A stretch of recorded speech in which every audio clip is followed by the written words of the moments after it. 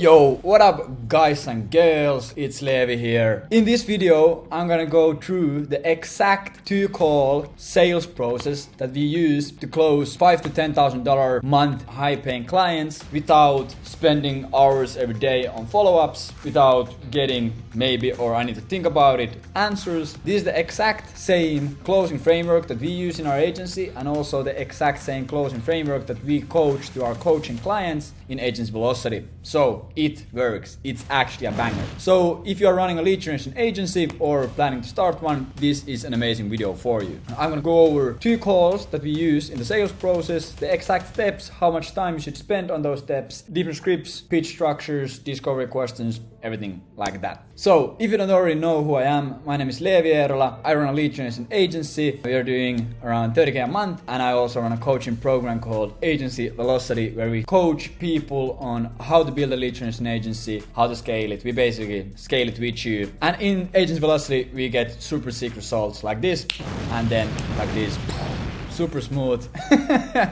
So yeah, if you're interested in building a lead gen agency, go check agencyvelocity.io. But yeah, the 2-call closing framework that we use, it's based on 2 calls, and the framework is actually called 30-30 because it's based on 2 30-minute calls. So the 2 calls that we are doing in the sales process is first discovery call and then a demo call. The discovery call is basically the first call in the sales process. When you find an interesting prospect and they want to hear more information and they're interested in your offer, you do a discovery call. The funny thing about discovery call that there is a little bit pitching, but there's 0 prices, negotiation, proposals, offers. This call is only made so you can see if the prospect is actually fit for your offer, and also so they can see if it makes sense for them to work with you. This is great because it shows that you are not needy, and it also shows that you're really professional because you're taking things step by step. And it's also great because this way you are able to set expectations the right way, get enough rapport with the prospect, and also control the sales process how you want it to go. So the sales process starts, you talk with the lead, you book a discovery call. Number 1 thing that you need to do is immediately when the call starts, you need to take control. You just need to have authority. You need to basically introduce them like, yo, what up John, how you doing? My name is Levi Eerola, where are you calling from? Like a little bit of chit chat is always good. Don't go too overboard with it because we don't want to waste time. Time is the most valuable asset in the whole world, so we don't want to waste it. And they tell you like blah blah blah blah. Okay, super nice to meet you. If you have your note taking tools ready, let's get straight in the business. You're the controlling person here. After that, you want to set authority, show that you are the person who is going to decide what happens. Not word by word, but what you do is you tell them like, yo John, so how we usually run these calls is start off by just doing normal questions. I ask you some questions to see if it makes sense, and this is just because we respect your time. Then you also explain to them expectations. Also funny thing about this call, John, is that there won't be no negotiation, no offers, no proposals, no prices. I won't go through that stuff in this call because it doesn't make sense. I'll promise you that if it makes sense for us to work together, I'll explain you all the smallest details when it makes sense. Right now in this call, we'll just go through these questions and see if it makes sense for us to even continue in the future. It shows again that you're not needy. You don't need to be closing the sale immediately, and also it gets the prospect to open up more because they know that they won't get pitched or you don't try to close them. They will give you better answers because they know that the call won't end in a close. After you have done that, you go in the discovery phase. Just do this like how you would handle any discovery phase. Discovery questions that I like to ask. Some cases you need to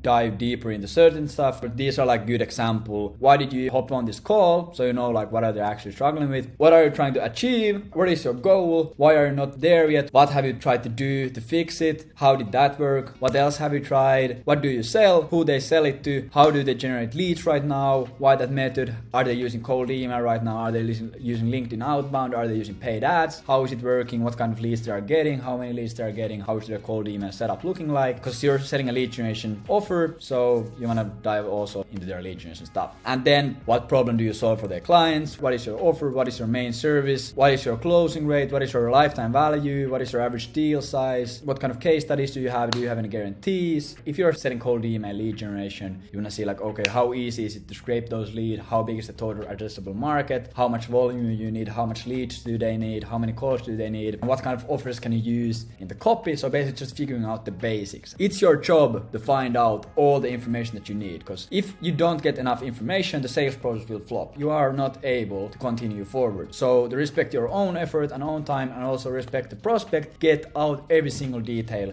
that matters during that call. After discovery questions, you need to know, are they a qualified prospect? If they are not qualified, I like to always give like small next steps, like maybe you should do this, or maybe you should reach out to this agency, or maybe you should use this software to try to fix it. If they're like pre-revenue or they don't have enough revenue, for some reason they don't fit our offer, I give them next steps. Let's say they are in a situation where they can't start lead generation at the exact moment, but it would make sense like the next year. We just agree on a follow-up and then end the call. Don't really want to waste more time on that if they're unqualified. But if they are qualified, you spark curiosity with a mini pitch. You basically explain to them like, okay, yeah, so like I already mentioned in my email or on our website, we basically help companies like you generate more leads or generate more clients or get more predictable revenue with cold email or LinkedIn outbound or paid ads, whatever is your lead generation method, usually cold email in my case. And I'm 100% sure that we can get you these results. We can get you the 30 calls that you need to hit your sales quota by the end of the year, or we're able to break you into this new market or whatever. You basically promise them that we are able to fix the problem. So they are super interested. If you can't fix it, they would probably be unqualified. So you promise them that, yeah, we are able to help you with this problem, and we can also probably do thing A and thing B. So you basically add some bonuses. Like we could also probably help you hire a new closer so you can take control of more of those leads. So you basically like hype them up a little bit more. And this is great because when they're hyped and they're super interested and they're super curious, it's more likely that they show up to the call, and it's also more likely that they're in a better mindset when they are on the call. So you spark curiosity with a mini pitch, and then when you have done it, you basically just tell. But yeah, like I mentioned at the beginning of the call, this call is not for selling, this call is not for seeing if we are the right partner for you.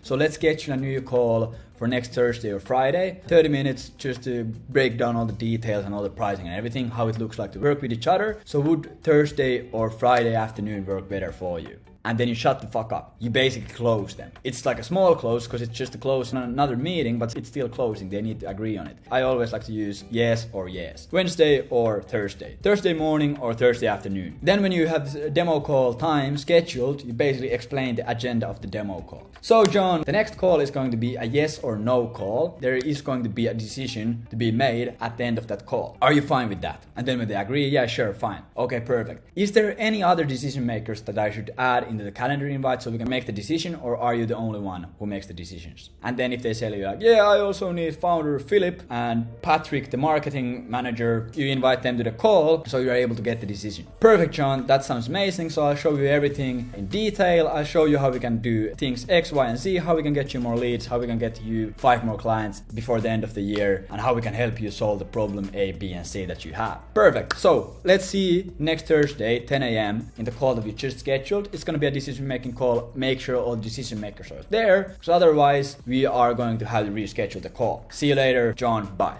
And after that call, send Loom follow up on notes that you have taken. So from the discovery questions that you're asking here, you should take some notes so you're able to remember everything in the demo call. And also after the call, just send them a quick Loom overviewing all the notes. And also they have seen your face more, they are more likely to buy from you. And that's basically how you spend the first 30 minutes of the sales process with the prospect. And after this call, you know exactly what they do, who they do it for, what do they struggle with. You both know that you are a good fit to work together. They are excited to hear the details. You're excited to pitch them. They understand the next call is a decision-making call. They have all the decision makers invited to the call, and you leave on good terms. After the discovery call, you go to the demo call. Beginning of the call looks really similar. Take control, set authority. Last Monday we talked about solving the problem of lead generation for you and doing it with cold email. And I saw the possibility that we can do things X, Y, and Z for you. We can generate you 10 calls each month using cold email. And like we already agreed on the discovery call, the first call we had, that in this call we are going to make a decision. It's going to be a yes or no call. So at the end of the call, I'm going to ask you if you want to do it, and you're going to answer me yes or no. Do you still agree with that? And they agree with it. Nice. So now you have gone over the expectations. Then ask if all decision makers are in the call. If they tell you no, actually marketing Mark is missing, okay, can we make a decision without marketing Mark? No, we can't.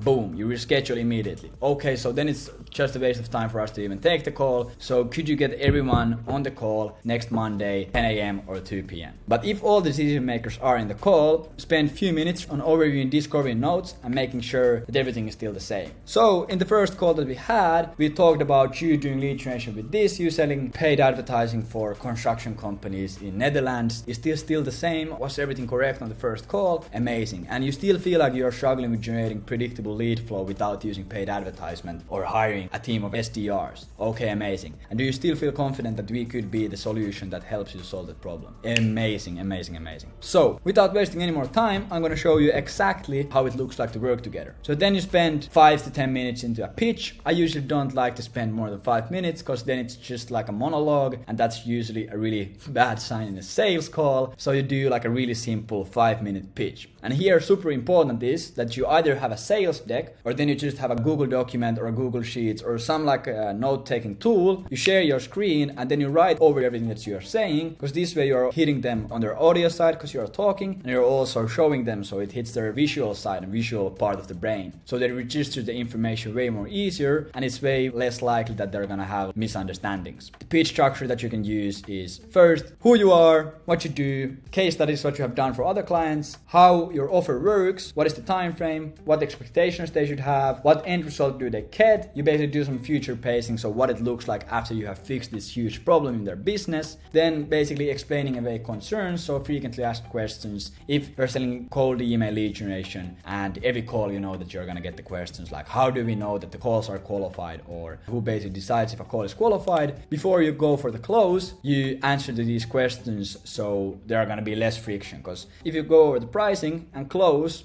and then you get that objection or that question, it's gonna be a sales objection, which has way more friction than just a concern before the price. So you wanna go over as many possible sales objections or as many concerns as you possibly can before you show them the pricing and close. So you go over the frequently asked questions, you show the pricing, you explain how it works, you explain what guarantees there are, and then you close. You ask for the sale. Like the biggest mistakes that I see from a lot of people who are starting agencies or just doing sales jobs is they go over the pitch, they go over the offer, they go over the price and guarantees, and then they never ask for the sale. You can never make the sale if you don't ask for it. You need to be ruthless. You can ask, okay, John, Mark, and Philip, knowing this, does it make sense for us to start working together next Monday and fixing this problem? Silence, and then you just listen what they say. And even if you have to be 2 minutes silent, you just listen. So like I've already told you, we are company X and my name is Levi, and we help SaaS companies like yourself in the UK market generate more leads, deals and clients using cold email outreach. And basically good example, similar type of companies that we already worked with, and then you can name drop the company like a case study. Last month we helped them get 45 qualified demo calls, and they made over $50,000 from those demo calls with a 60-day sales cycle. So basically what we do, we build a list of your ideal customers, we craft high converting outreach messages, and then we reach out to that list. And then let's say we reach out to 100 leads, maybe 5 people will be interested, and out of those 5 people, 3 will book a demo call with you. So then we just book the demo call in your calendar, your sales rep will go to the demo call, and they will close it. And then you're gonna explain the pricing. There's like different calculators, incentive-based pricings, closing techniques. There's a bunch of shit that you can do to make the closing easier, but at the end of the day, it's all the same. If you have the authority, if you have a good offer, a good niche, you can get away without like crazy closing techniques. It's gonna still work. Pricing, guarantees, and of course, if you don't generate your X, Y, and Z results in time A and B, we are gonna do a 100% refund for you. Would it make sense for us to start working together on Monday? So yeah, that's basically the pitch and then the close. And then there's 2 different options. Client buys or client doesn't buy. Usually on the first close, the client doesn't buy. That's just normal, don't get worried, that's part of the process. We don't actually want it. Okay, why is that? You get an objection. I don't think that it makes sense pricing wise. Then you handle that objection. Okay, let me just quickly calculate it for you. If your lifetime value is $4,700 and you're closing at 20% rate, 1 call would be worth $900 for you. And if you pay $250 for us for a call, you're basically almost quadrupling your money. Now understanding that pricing model, would it make sense for us to start on Monday? Close. Again, you always close after handling an objection. That needs to be a habit for you. Client buys, no. No, we don't actually want it right now. We need to raise some capital first. We need to finish this funding round. Okay, John, I completely understand, but usually raising money isn't the big problem with new tech companies. It's actually the traction. There's endless amount of VC startup investors who are willing to invest money into tech companies like yours if they have traction. So after you're generating predictable amount of deals and leads every single month, it's 10 times easier for you to raise that money and raise the next funding round. Your problem isn't raising funding, your problem is getting better traction. And the better traction you have, the more money you're gonna raise and better valuation you're gonna get. Should we start next Monday? And then again, client buys, and if they again get an objection, handle objection, close. And you do this, you spin that circle until they buy or leave the call. You don't give up. You need to be ruthless. You need to get what you want. And then when the client buys finally, after like 5 different objections, the client's like, okay, sure, we trust you, let's start on Monday.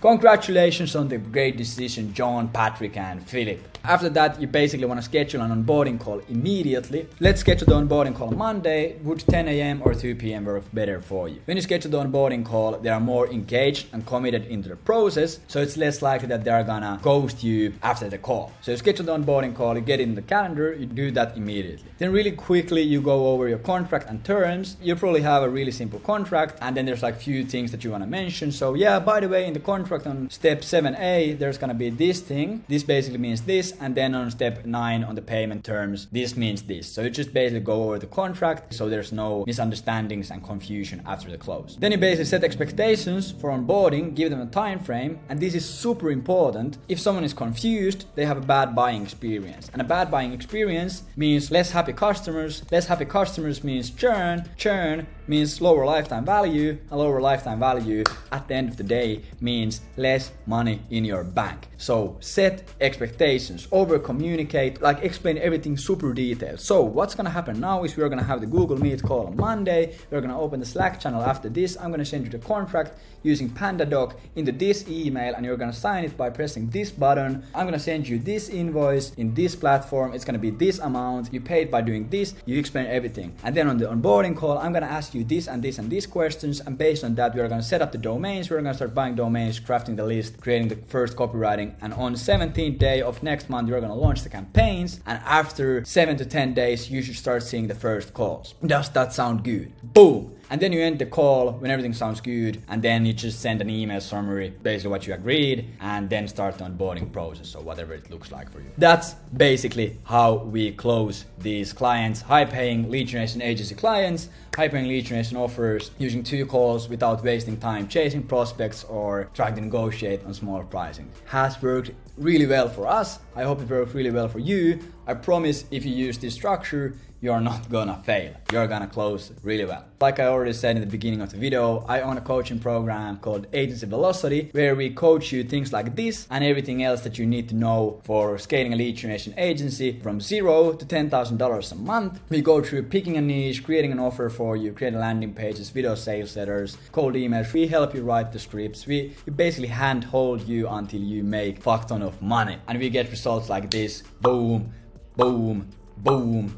And these 4 cool pictures on what kind of results we get. If you want to learn more about it, go to agencyvelocity.io and check out what we have there. Thank you for everything. I hope you enjoyed. Subscribe to this channel, comment on what would be the next topic you want me to cover. My name is Leevi. See you in the next video.